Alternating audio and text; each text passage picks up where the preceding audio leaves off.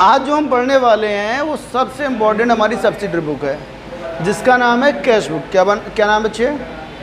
Cash book है। ठीक है, कैश बुक एक ऐसी सब्सिडरी बुक होती है, ठीक है, कैश बुक एक ऐसी सब्सिडरी बुक होती है जहाँ पर कैश से रिलेटेड सारे ट्रांजेक्शन रिकॉर्ड किए जाते हैं। कैश बुक एक ऐसी हमारी सब्सिडरी बुक है जहाँ पर कैश से रिलेटेड सारे ट्रांजेक्शन रिकॉर्ड किए जाते हैं।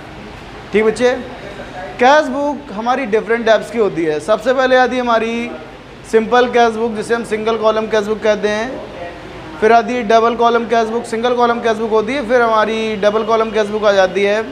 डबल कॉलम कैश बुक में क्या होता है बेटे, दो कॉलम होते हैं अमाउंट के लिए अगल बगल में। एक कॉलम होता है बेटा कैश के ट्रांजेक्शन्स के लिए, दूसरा होता है बैंक के ट्रांजेक्शन के लिए। इसके बाद कुछ लोग ट्रिपल कॉलम कैश बुक बनाते हैं।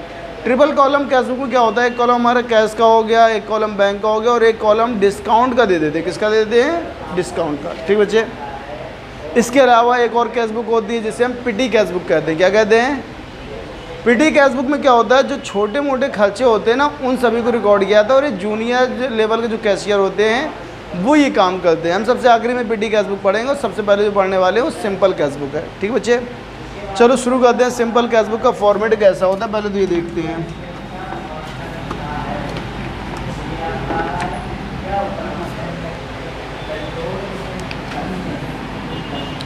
हाँ भाई, हम क्वेश्चन भी लगाएंगे, क्वेश्चन नंबर 1 कर लेंगे सॉल्यूशन, लेकिन इसी क्वेश्चन में सबसे पहले फॉर्मेट समझ लेते हैं। सिंगल कॉलम कैश बुक में जो हमारे लिए ट्रांजैक्शंस जो हमारी रिकॉर्ड होती हैं वो केवल कैश की रिकॉर्ड होती हैं। कौन सी रिकॉर्ड होती हैं? यानी क्रेडिट ट्रांजैक्शन को हम लोग यहाँ रिकॉर्ड नहीं करते। सिंपली ये बोल सकते हैं जो नॉन कैश ट्रांजैक्शन है वो हम यहाँ रिकॉर्ड नहीं करते। ठीक बच्चे, यहाँ पर कौन से रिकॉर्ड होंगे? केवल कैश वाले ट्रांजैक्शन आएंगे। ठीक बच्चे, चलो हम लोग सिंपल कैश बुक की बात कर रहे हैं। सिंपल कैश बुक में हमारी जो कैश बुक होती है ऐसे लिखेंगे कैश बुक। इसके बाद अगर दुकान का नाम या कंपनी का नाम मालूम है वो लिख दोगे। फिर हम फॉर्मेट बनाएंगे अपना कैश बुक का।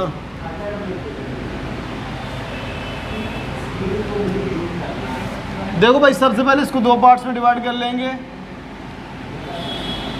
अब देखो यहाँ हमारी सिंपल कॉलम कैश बुक है, ये पहला पार्ट कंप्लीट होगा। दूसरा पार्ट डेट का, पार्टिकुलर्स, लेज़र फॉलियो, फिर ये अमाउंट। ठीक है बच्चे, बेटा पहला कॉलम ये डेट का होगा, डेट हो गया। दूसरा कॉलम पार्टिकुलर्स, पार्टिकुलर्स यानी डिटेल्स, इधर भी आएगा पार्टिकुलर्स। इसके बाद आएगा बेटा लेज़र फॉलियो, फिर पैसे, इधर लेज़र फॉलियो और फिर पैसे। ठीक है बच्चे, इतना काम करना है। अब हमें क्या करना पड़ेगा, अपनी किताब से क्वेश्चन नंबर 1 देखते हैं। ठीक है बच्चे, किताब ले लेते हैं और क्वेश्चन नंबर 1 की तरफ मूव करते हैं। क्वेश्चन नंबर 1 है प्रैक्टिकल क्वेश्चंस में लिखा है, सिंगल कॉलम कैश बुक है। कह रहे हैं enter the following transaction in a single column cash book. Single column cash book को ही हम लोग सिंपल कैश बुक के नाम से भी जानते हैं। ठीक बच्चे, जो सिंगल कॉलम कैश बुक है इसे हम लोग सिंपल कैश बुक के नाम से भी जानते हैं। ठीक है, अब इसमें होगा ये, इधर सारे क्या आएंगे, सारे रिसिप्ट से रिकॉर्ड किए जाएंगे। बच्चे इधर ध्यान दो, इस साइड क्या होगा, सारे रिसिप्ट्स आएंगे और इधर आएंगे सारे पेमेंट्स। बात समझ में आई? इधर सारे रिसिप्ट्स आएंगे और इधर पेमेंट्स आएंगे। यहाँ हम लिख देते हैं ब्रैकेट में छोटा सा रिसिप्ट्स और इधर आएंगे पेमेंट्स। मार्कर नहीं चल रहा है।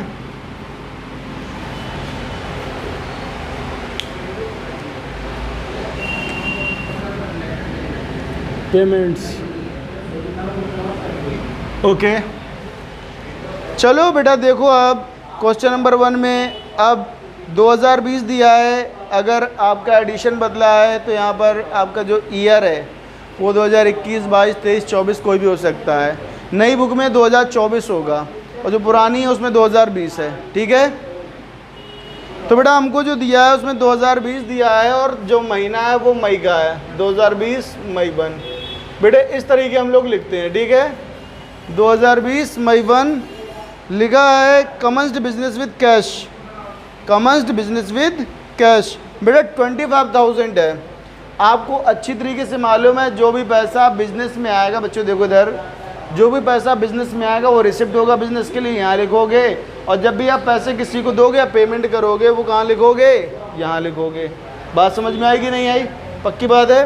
तो यहाँ लिखोगे, क्या लिखोगे, टू कैपिटल अकाउंट। क्या लिखोगे, जो पैसा बिजनेस में बिजनेसमैन लगाता है उसे कैपिटल कहते हैं, आपको मालूम है ना। अब अगर बिजनेसमैन बिजनेस शुरू कर रहा है, पैसा लेकर आएगा ना बिजनेस में पैसा आ रहा है, इसलिए यहाँ डेबिट में आएगा। ठीक है, कितने पैसे लाए बच्चे देख कर बताओ। 25,000 है। इसके बाद आगे लिखा है बॉट गुड्स फॉर कैश। क्या लिखा है, बॉट गुड्स फॉर कैश।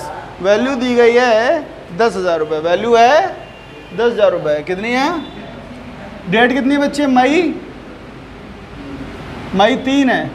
बेटा जब गुड्स खरीदोगे, एक मिनट, गुड्स खरीदोगे तो पैसा जाएगा कि आएगा, जाएगा, पेमेंट होगी ना। तो हम यहाँ नहीं लिखेंगे, किधर लिखेंगे, इधर लिखेंगे। सबसे पहले हमारा साल आ जाएगा, फिर तारीख आएगी जो कि 3 है। ठीक है, परचेज किया क्या बच्चे, bot goods for cash, correct है ना।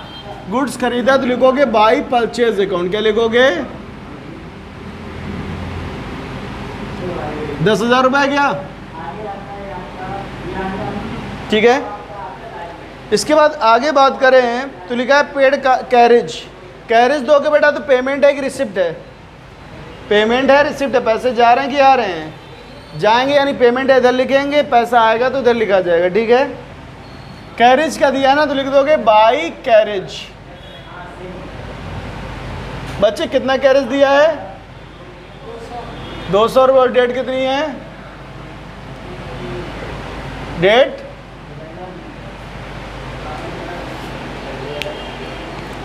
कितनी बच्चे,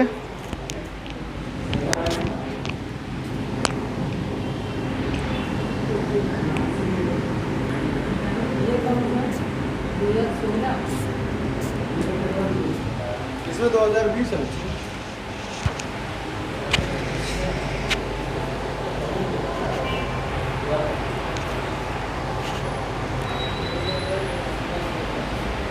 देखो इलस्ट्रेशन क्यों निकाली, एक्सरसाइज में करा रहा हूँ।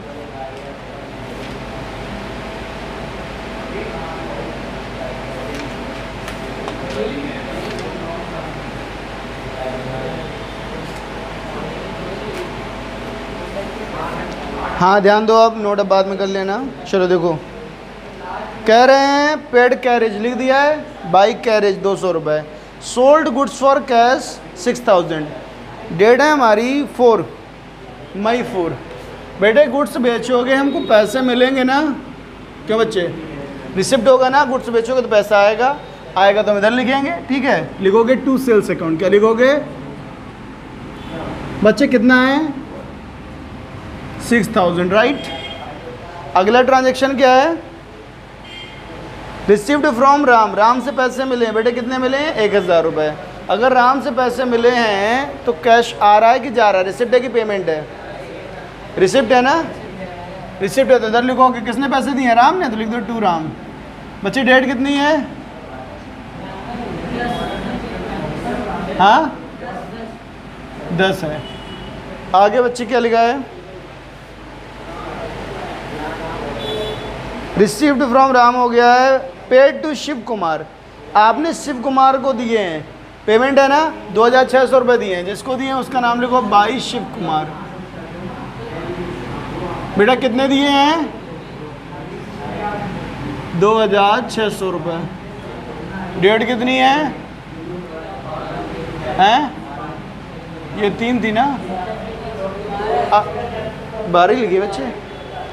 आगे क्या है, कैश सेल्स। बेटा कैश सेल का मतलब ये नहीं होता कि हमने कैश बेच दिया, कैश सेल्स का मतलब ये होता है कि हमने गुड्स बेचा है बट कैश पर। बात समझ में आई, इसका मतलब ये है goods sold for cash. Receipt है कि पेमेंट है, रिसिप्ट है तो इधर लिखोगे टू सेल्स अकाउंट। कितना है बच्चे, 5,400, 8,000,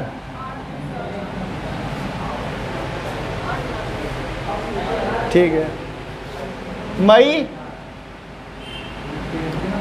15 है। आगे क्या दिया बच्चे?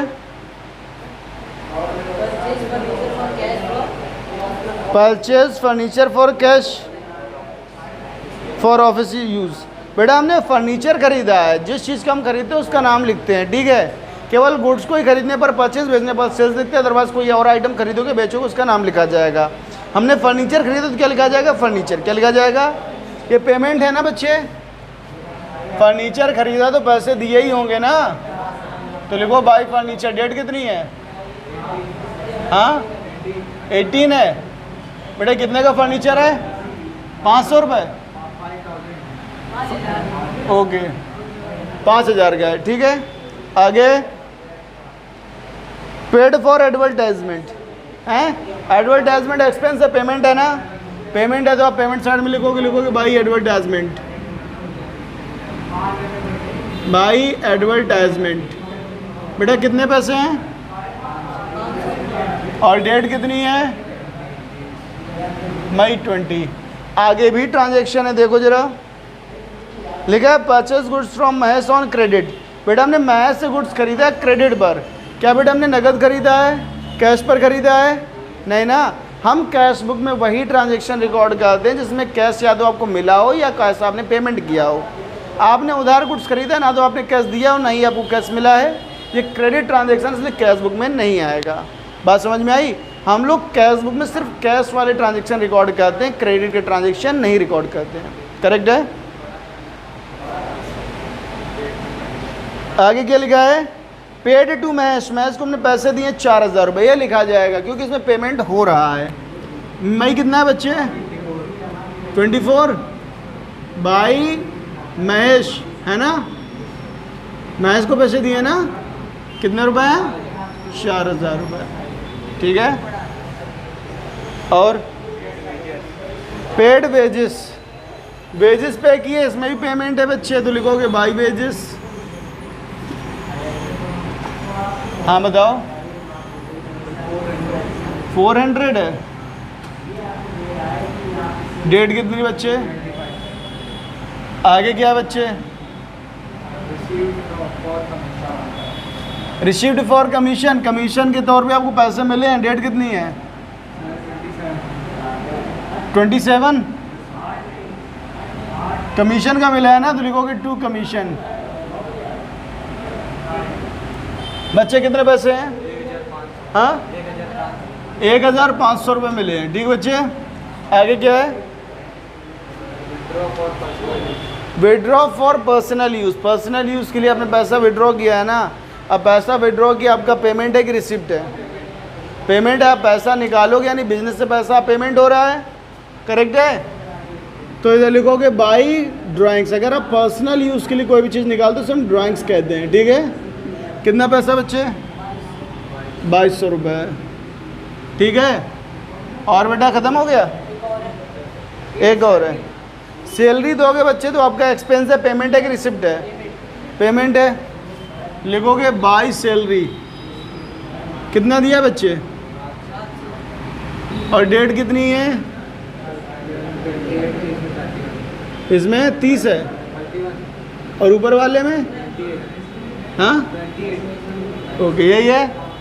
अब देखो सारी ट्रांजैक्शन तो हो गई, अब कोई ट्रांजैक्शन बची क्या? नहीं। इसके बाद हम क्या करते हैं? बैलेंसिंग करते हैं। क्या करते हैं बच्चे? अब बैलेंसिंग करने के लिए जो इधर, हेलो, जितना इधर है इसको हम टोटल कर लेंगे, यहीं रफ में कर लेते हैं टोटल। यहाँ पर 0 0 बेटे 4 और 5 0 0, 4 5 9 हो गया है। इसके बाद 5 6 11 11 1 12 12 8 20 20 1 21 का एक करी लगा 2 2 4। बेटा इधर का टोटल आया 41,900। इधर की बात करें, इधर का टोटल कितना है? देखो 0 0 बेटे 6 2 8 8 5 13 13 4 17 17 2 19 19 7 19 7 26 का 6 कैरी लगा 2 2 2 4 5 7 2 2 4 5 9 9 4 13 13 2 15 15 का 5 कैरी लगा 1 और 1 2। हाँ कैरी था, मैंने जोड़ा नहीं क्या? ठीक है। 6 2 8 1 मिनट 6 2 8 5 13 13 17 17 2 19 7 25 हाथ से लगा 2 2 4 5 9 4 13 13 2 15। सही तो है यार।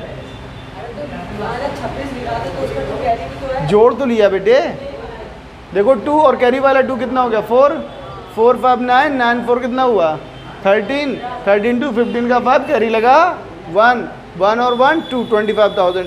अच्छा बेटे इधर का ज़्यादा इधर का कम है ना, जिधर की वैल्यू ज़्यादा होती भाई हम दोनों साइड रखते हैं, ज़्यादा किधर का इधर का है ना, यही हम दोनों साइड पुट कर देंगे 51,900 सॉरी 41,900 इधर भी लिख देंगे।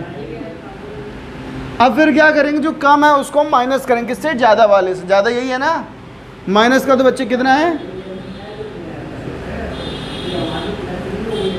9 में 6 गया 3 और 11 में 5 गया 6 और 1, 16,300 आ रहा है ना बच्चे। जो 16,300 जिधर कम है उधर रख दोगे, जब आप दोनों इधर रख दो 16,300 जोड़ने पर बराबर हो जाएगा ना, इसे बोलते हैं बैलेंस सीडी। क्या कहते हैं सीडी। जिस दिन हमारी बुक्स क्लोज होती हैं उसी दिन हम बैलेंस सीडी करते हैं। क्या कहते हैं, बुक्स हमारी महीने के आखिरी में क्लोज होती हैं। बताओ मई का महीना किस दिन ख़त्म होगा, तो 31 मार्च को ही बैलेंस हमने निकाला है, सॉरी 31 मई को। अब मई के बाद क्या आता है बच्चे, जून आता है, तो जून 1 को जो हमारा इधर बैलेंस सीडी वही इधर बीडी बन जाएगा आगे, ठीक बच्चे। तो जून 1 2020 आप सभी को मालूम है, जून 1 लिख दो बस, टू बैलेंस बीडी। जो बेटे यहाँ सीडी में लिखा वही बीडी है, क्योंकि इतना ही वैल्यू इधर ज़्यादा है। बात समझ में आई कि नहीं आई, और ये क्वेश्चन हो गया है कंप्लीट, नोट कर लो इसको। चलिए हम लोग डबल कॉलम कैश बुक की बात करने जा रहे हैं, ठीक बच्चे। देखो डबल कॉलम कैश बुक क्या होता है। डबल कॉलम कैश बुक एक ऐसी कैश बुक होती है जहाँ पर सभी कैश और बैंक के ट्रांजैक्शन रिकॉर्ड किए जाते हैं, ठीक है। इसमें अमाउंट के लिए 2 कॉलम होते हैं, एक कैश का कॉलम और दूसरा उसी के बगल में बैंक का कॉलम होता है, ठीक है। चलिए हम फॉर्मेट बनाते हैं और इसके साथ क्वेश्चन भी कर लेते हैं। क्वेश्चन नंबर 6 लिखा हुआ है आपके सामने, लिखेंगे कैश बुक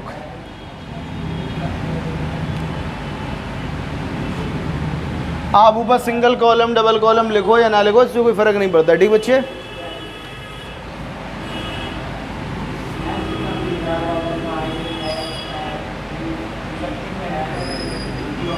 इसको सबसे पहले 2 पार्ट्स में डिवाइड कर लेंगे। एक जो कॉलम ये हमारा बैंक का हो गया, एक कैश का हो गया, और यहाँ पर लेज़र फॉलियो आएगा, यहाँ पार्टिकुलर्स हो जाएगा और डेट, ठीक बच्चे।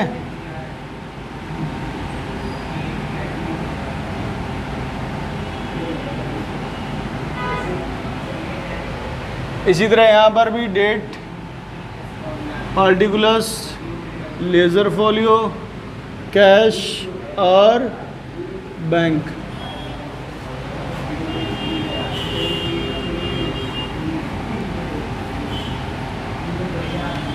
ये डेट हो गया, पार्टिकुलर्स,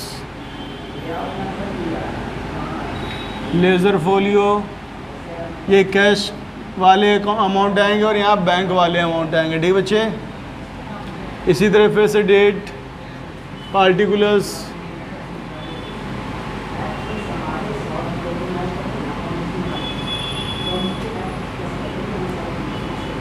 ये लेज़र फॉलियो है, ये कैश वाले पैसे हैं और यहाँ बैंक वाले हैं, ठीक बेटे। इस साइड हमारी पेमेंट्स आएंगी सारी, यानी जितने भी पैसे दोगे, चाहे आप कैश में दो या बैंक में दो, बैंक से दो आप इधर लिखोगे, और जितना भी पैसा मिलेगा वो चाहे कैश में मिले या बैंक में आपको इधर लिखना है, ठीक बच्चे।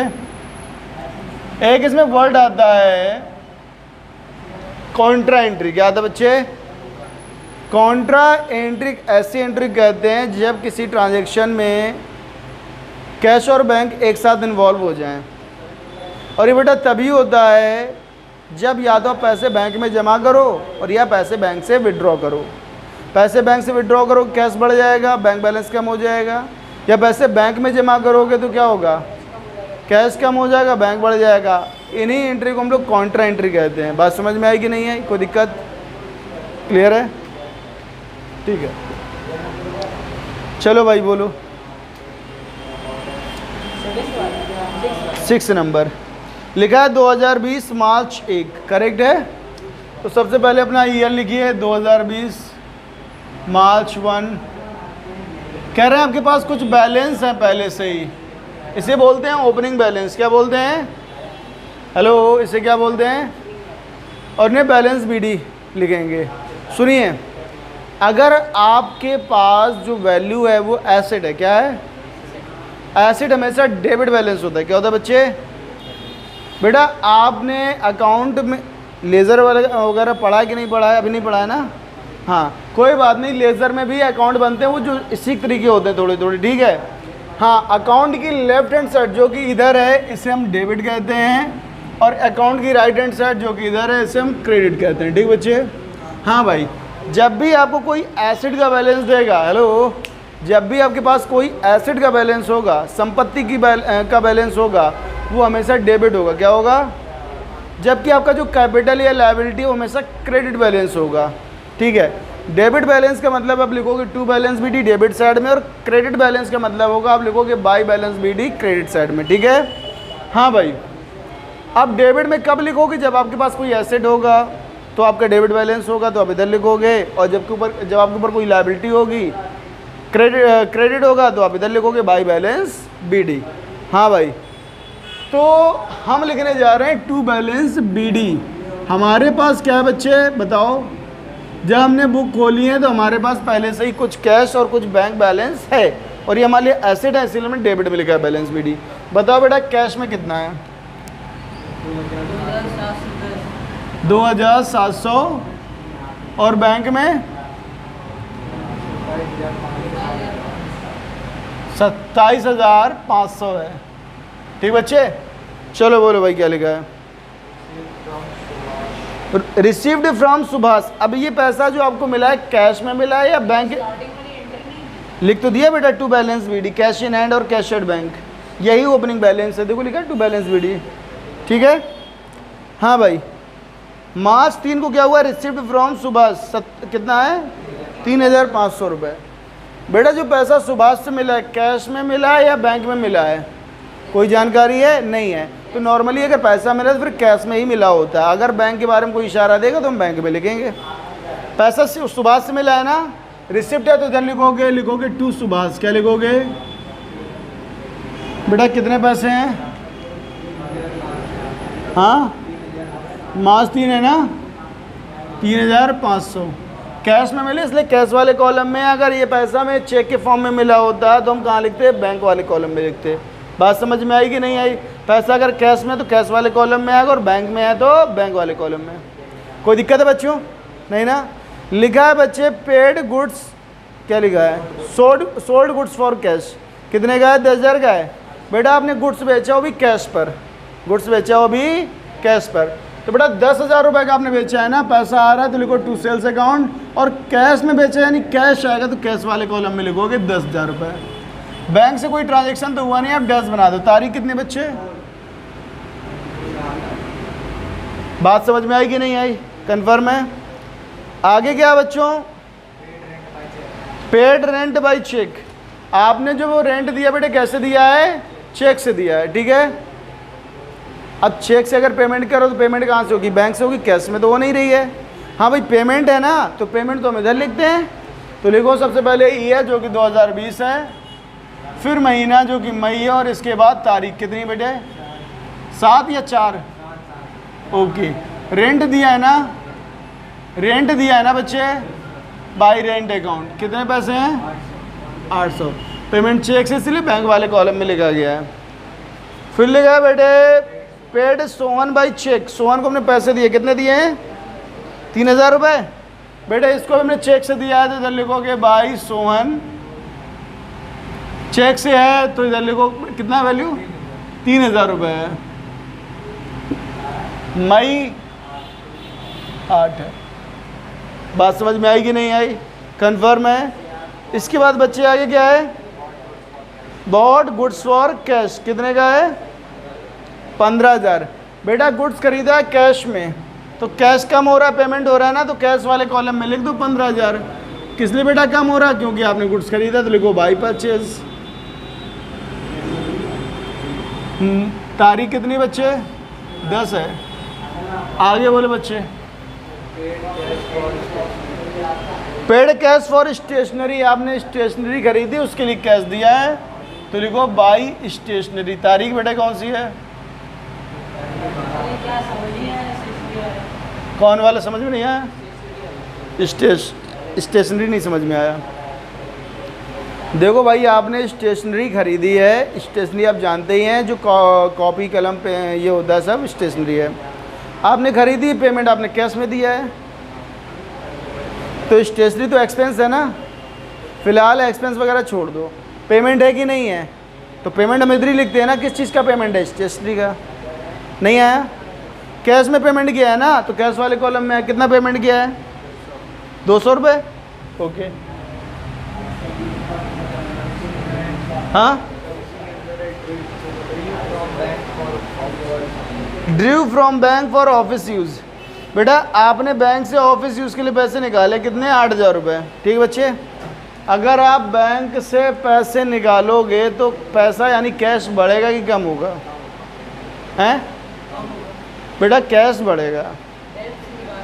बैंक से पैसा निकाला हमने, किसी को दिया थोड़ी, अपने ऑफिस में रखा है, तो कैश बढ़ेगा। लेकिन वहीं पर बैंक बैलेंस कम हो जाएगा। बात समझ में आई कि नहीं आई? कैश बढ़ेगा और बैंक बैलेंस कम हो जाएगा। ठीक है, हमने इसी को बताया था, जब भी किसी एंट्री में कैश और बैंक एक साथ इन्वॉल्व हो जाए उसे हम कॉन्ट्रा एंट्री कहते हैं। क्या कहते हैं बच्चे? ये कौन सी एंट्री है? कॉन्ट्रा एंट्री है। बात समझ में आई कि नहीं आई? कोई भी ऐसा ट्रांजेक्शन जिसमें कैश और बैंक दोनों आ जाएं, ये बेटा तभी होता है जब आप पैसा बैंक में जमा करो या पैसा बैंक से विड्रॉ करो। यही दो सिचुएशन जो कि हमारी कॉन्ट्रा एंट्री बनाती हैं, और कोई सिचुएशन नहीं है। बात समझ में आई? आपने पैसा विड्रॉ कर लिया है ना बच्चे, तो ये कॉन्ट्रा एंट्री हुई कि नहीं हुई? करेक्ट है। कैश बढ़ा तो बेटा कैश वाले कॉलम में लिख दो, कितना बड़ा कैश, कितना निकाला है भाई? 8,000 रुपये है, तो बैंक कम भी हो गया 8,000 रुपये। करेक्ट है, कैश बढ़ गया इसलिए हमने रिसिप्ट में लिखा है, बैंक कम हो गया इसलिए पेमेंट में लिखा है। नहीं है समझ में? अच्छा, जब हमने गुड्स बेचा था सेल से लिखा था, अभी हमने बैंक से पैसा निकाला है, तो यहाँ क्या लिखे? बैंक लिखे हैं कि कैश लिखे हैं? हाँ, अच्छा सिंपल सी बात है, मान लो हम डबल कॉलम कैश बुक नहीं पढ़ रहे हैं, आपने बैंक से पैसा निकाला है, ठीक है, 8,000 रुपये, तो कैश आपका बढ़ा कि नहीं बढ़ा? तो यहाँ क्या लिखोगे? यहाँ तो पैसे लिख दी, यहाँ क्या लिखोगे? टू कैश, बैंक आएगा बच्चे। भैया जब हमने गुड्स बेचा था सेल से लिखा था, टू कैश लिखा आपने, यहाँ क्या नहीं आया समझ में? जो जहाँ से पैसा मिल रहा है या जो पैसा दे रहा है उसी को तो हम यहाँ लिख रहे हैं ना। आपने गुड्स बेचा सेल से पैसा, इसलिए हमने सेल लिखा है यहाँ पर। आपको सुभाष ने पैसे दिए इसलिए सुभाष लिखा। अभी आपने बैंक से पैसे निकाले तो यहाँ क्या लिखोगे? बैंक लिखोगे ना, कैश थोड़ी लिख दोगे। यहीं पर बच्चे गड़बड़ कर देते हैं, यहाँ पर कैश लिख देंगे और यहाँ पर बैंक लिख देंगे, हो जाएगा गलत। आपको ये याद रखना है, जहाँ से आपको पैसा मिला उसका नाम लिखना है। पैसा कहाँ से मिला है? जहाँ पैसा दिया उसका नाम लिखना है। फिलहाल अभी हम कैश वाली बात कर रहे हैं, कैश वाले कॉलम में पैसा, हम कैश की बात कर रहे हैं। कैश आया है, कहाँ से आया है? बैंक से ना, तो यहाँ लिखोगे टू बैंक। बात समझ में आई कि नहीं आई? बेटा डेट कितनी है? मार्च 12 है। हाँ भाई, और ये कॉन्ट्रा एंट्री का साइन सी बनाओगे। क्या बनाओगे? लेज़र फॉलियो वाले कॉलम में आप कॉन्ट्रा एंट्री का साइन सी बनाओगे, क्योंकि कॉन्ट्रा एंट्री है। और यहाँ पर आपका बैंक बैलेंस कम हो गया, किसकी वजह से कम हुआ है? क्योंकि कैश निकाल लिया है ना, तो क्या लिखोगे यहाँ पर? कैश। क्या लिखोगे? By cash, May 12, contra entry है, सी बना दिया। ठीक बच्चे, आगे बच्चे क्या लिखा है?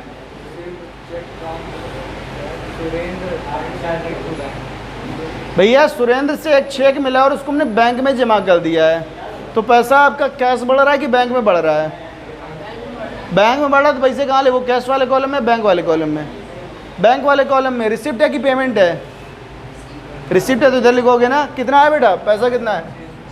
हाँ, 6,600 रुपये का चेक मिला है। किसने दिया है? सुरेंद्र। लिख दो भाई, जहाँ से हमको पैसा मिला है, जो सोर्स उसी को लिखते हैं ना यहाँ पर। मार्च, ठीक है, समझ में आया कि नहीं आया? आगे पेड फॉर एडवर्टाइजमेंट, बस यही लिखा कि और कुछ भी है? तो इसका मतलब कैश में पेमेंट किया होगा, हैं? कितना है बेटा? 750। लिख दोगे बाई एडवर्टाइजमेंट।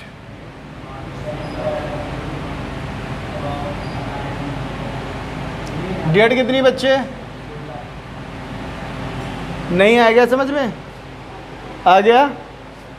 आगे बताओ बच्चों। Issued cheque in favour of Nath brothers. ठीक है भाई, हमने नाथ ब्रदर्स के लिए एक चेक इशू किया है। अगर चेक इशू किया तो पेमेंट हम कैश में कर रहे हैं, बैंक से कर रहे हैं, तो बैंक वाले कॉलम में लिखा जाएगा कितने का है बेटा चेक? 4300 नाथ ब्रदर्स को दिया है ना। डेट कितना है बच्चे? मई 18। ठीक है, इसके बाद कैश सेल्स है बेटा, पैसे गुड्स बेच रहा हूँ कैश पे, तो कैश बढ़ेगा कि बैंक बैलेंस बढ़ेगा? कैश बढ़ेगा ना। कितना है? 13,000 रुपये। कैसे आया बेटा? सेल करके आया क्या? मार्च 19 है, हमने मतलब नगद बेचा और फिर बैंक में जमा कर दिया, उसी में लिखा कि अलग से लिखा था? ठीक है भाई, अब नीचे लिख दिया ना उन्होंने, कोई बात नहीं। लेकिन कितना जमा किया बैंक में?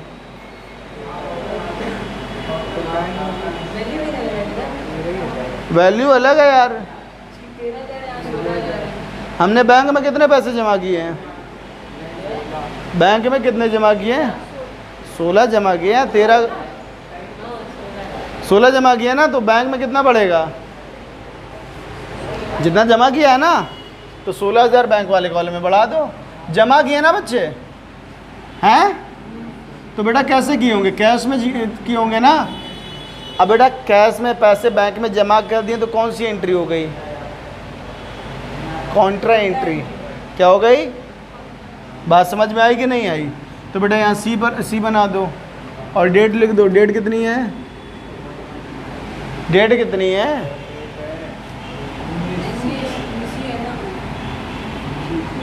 हाँ भाई, अगर पैसे बैंक में जमा किए यानी कि आपके कैश कम हो गए तो इधर लिखोगे। नहीं आया समझ में? क्यों बच्चों? अगर पैसे बैंक में जमा करोगे बैंक तो बढ़ जाएगा, लेकिन कैश कम हो जाएगा। कैश कम होगा तो हम इधर लिखेंगे। क्यों कम हो गए? क्योंकि पैसा बैंक में जमा कर दिया है ना? यही तो है। कितना है? 19। यार मार्च है कि मई है? हर जगह हमने मई लिख रखा है, मार्च है यहाँ पर। ठीक है, आप लोगों ने बोला भी नहीं कहीं पर भी ये मार्च है।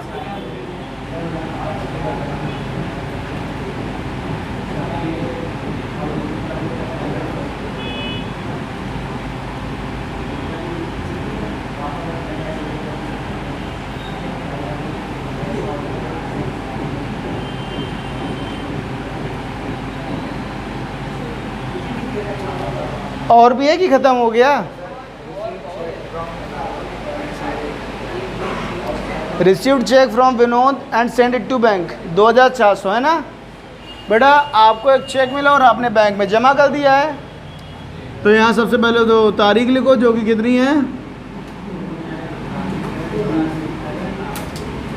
2। किसने दिया है? विनोद। कितने का था चेक बेटा? 4 रुपए का।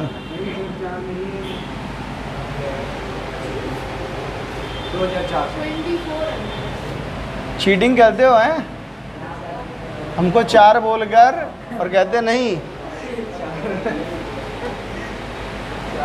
इसके बाद received from cheque from Vinod and send it, यही किया क्या अभी? Bought scooter and paid for the same by cheque. आपने स्कूटर खरीदा और पेमेंट कैसे दी है बेटे? चेक से दी है ना, तो लिखोगे यहाँ पर बाई स्कूटर। पेमेंट है ना बेटे चेक से, तो पेमेंट कौन कर रहा है? कैश या बैंक? कितना है बेटा? हाँ, तारीख। ठीक है बच्चे, आगे क्या दिया गया है? बैंक ने सुरेंद्र का चेक वापस कर दिया, डिसऑनर हो गया है। हेलो, सुरेंद्र का चेक कहाँ पर आया था? यहाँ है ना 6600 रुपये का, यही उसने वापस किया है ना। अगर वो चेक वापस करेगा तो हम चेक देंगे किसको? सुरेंद्र को वापस देंगे, और इससे हमारा बैंक बैलेंस कम हो जाएगा, है ना? कम होगा कि नहीं होगा? तो लिख दोगे बाई सुरेंद्र। बेटा कितना है? 7200। तारीख कितनी है? हाँ, आगे क्या है बच्चे? सैलरी दिया है चेक से, ट्रेड एक्सपेंस भी दिए चेक से, ठीक है भाई। आप सैलरी दे रहे हो, ट्रेड एक्सपेंस भी पे कर रहे हो,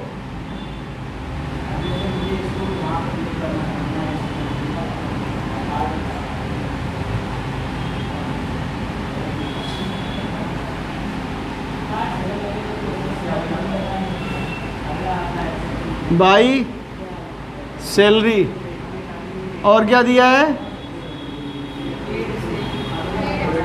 डेट कितनी है?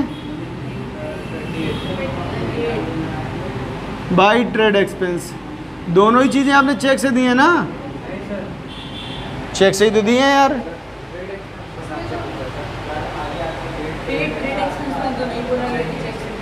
अच्छा ठीक है, ये कैश में ऊपर वाला चेक से है, तो ऊपर है क्या? सैलरी 7200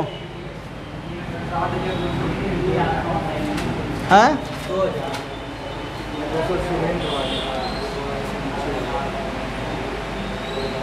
7200 ही तो है भाई।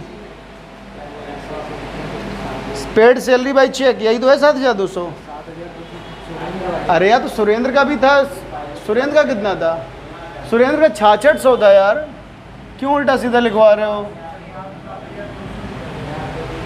भैया? सुरेंद्र का चेक डिसऑनर हुआ, जो कि हमको मिला था 6600 रुपये का।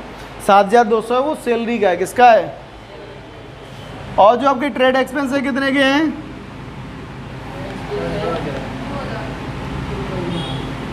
नहीं आया क्या? आ गया। इसके बाद आगे और क्या दिया है? कैश सेल्स और पेड इनटू बैंक है। बेटा कैश सेल्स करोगे तो आपका कैश बढ़ जाएगा, लिखोगे टू सेल्स अकाउंट। कितना है?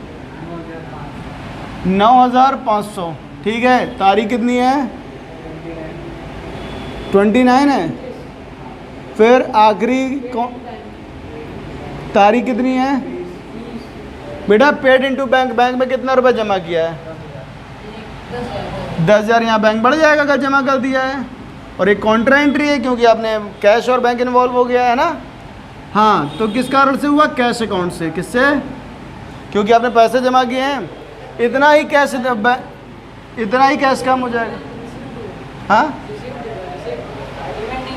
बेटा, हम अगर बैंक में जमा करेंगे, बैंक के लिए रिसिप्ट है, लेकिन कैश पेमेंट में जा रहा है, तो बेटा लिख तो रहे हैं पेमेंट में, कैश हो रही पेमेंट। इधर बैंक बैलेंस बढ़ रहा है, रिसिप्ट है, कैश के लिए पेमेंट है, तो हम कैश वाले में लिख रहे हैं बाई बैंक। क्या लिखेंगे? कितना है बच्चे? 10,000। नहीं आया क्या समझ में? हैं? अरे बोलो तो, नहीं आया क्या?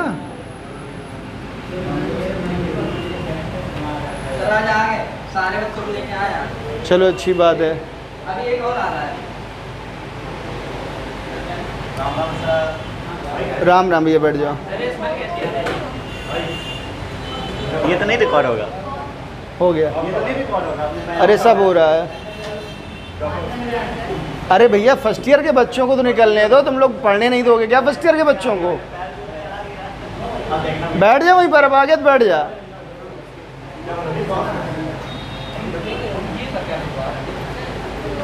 बच्चों इधर आ गया समझ में? हेलो, क्लियर है? अब इसके बाद हम करते हैं बैलेंसिंग। क्या करते हैं?